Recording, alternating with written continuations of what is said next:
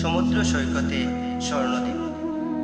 স্বপ্নেও শিউরে উঠি যখন দেখতে পাই ছেড়ে যাচ্ছি এই মেঠো পথ, বটবৃক্ষ, ডাকালের বাসি। হঠাৎ আমার বুক আচ্ছে করে পদ্মার ঢেউ, আমার দু চোখে শ্রাবণের নদী বয়ে যায়। যখন হঠাৎ দেখি ছেড়ে যাচ্ছে সবুজ পালের নৌকো, ছেড়ে যাচ্ছে ঘরের মেঝেতে আমার মায়ের আঁকা সারি সারি লক্ষ্মীর পা।